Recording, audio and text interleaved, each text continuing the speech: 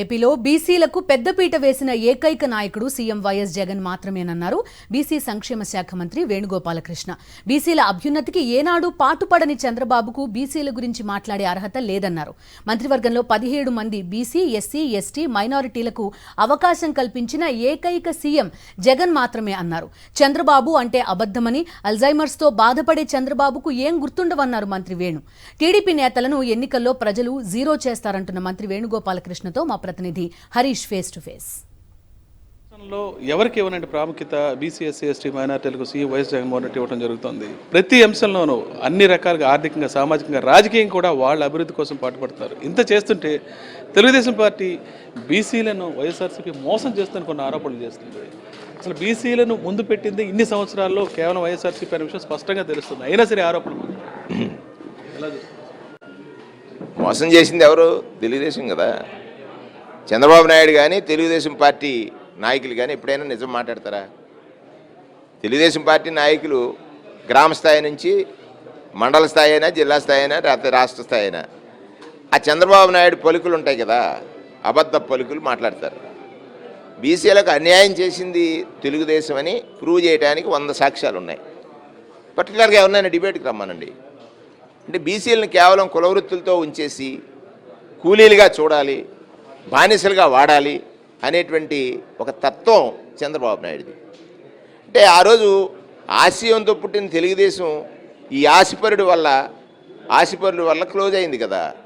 సరే, ఒక మోసం, కొంచెం మోసంతో ఒకసారి గెలిచాడు, 2 సార్లు గెలిచాడు. ఇవాళ ఈ మోసాన్ని బీసీలు అందరూ తెలుసుకున్నారు.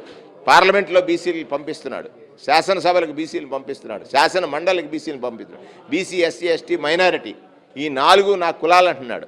ఈ 4 నా కులాలు అనేటువంటి జగన్మోహన్ రెడ్డి గారికి వీళ్ళ పోలిక, వీళ్ళ మాటలా ఏదో ఒకనా పలుకులు అంటే మా మాట నమ్ముతారని. ఆల్రెడీ బాబు మీ మాటలు విని విని విని విని వాసన వచ్చేసింది. ఆ వాసన ఎత్తడానికే మేము వచ్చాం. ఇప్పుడు బొత్స ఝాన్సీ గారు అక్కడ చూడు, అన్ని ఓవరాల్గా వస్తే మాకు సాటి ఎవరు రారు.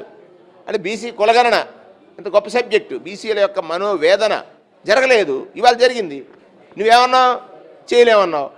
4 రోజులు మళ్ళీ ఆ పవన్ కళ్యాణ్ తీసుకొచ్చావు, 10 ప్రశ్నలు వేయించావు. ఇప్పుడు కులగణన చేయటం ఏంటిది? అసలు అతనికి ఏమీ అర్థం ఉంది? ఆశపరుడు కాసుల కోసం పనిచేస్తున్నాడు. అతను నమ్ముకున్న కేడర్ ఏం చెప్పుకుంటుందో ఒకసారి వింటే, ఆయన నమ్ముకుని పాపం కొంతమంది పార్టీలోకి వచ్చారు. వాళ్ళ పరిస్థితి ఏమిటి? తెలుగుదేశం వాళ్ళు చేసే చిత్రహింసలకి వాళ్ళే కన్ఫ్యూజ్ అయిపోతున్నారు. ఈ ఆల్జీమర్ రేపొద్దున్న ఈ ప్రజలు కూడా ఈ పార్టీని ఆల్జీమర్ బాబుతో మనకు పనేంటరానైనా ఆల్జీరో చేసేద్దామని రాజ్యసభలో మొదలైంది.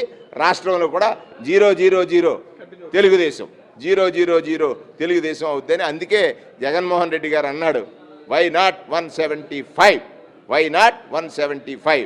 బీసీలను బ్యాక్వర్డ్ క్లాస్గా కాకుండా బ్యాక్ బోన్ క్లాస్గా అభివర్ణించింది కేవలం సీఎం వైఎస్ జగన్మోహన్ రెడ్డి అని అనుకున్నట్టే అన్ని రకాలుగా వాళ్ళ అభివృద్ధికి తోడ్పడ్డారని మంత్రి వేణుగోపాలకృష్ణ చెప్తున్నారు. రాజమండ్రి నుంచి Vijay Harish for Sakshi news.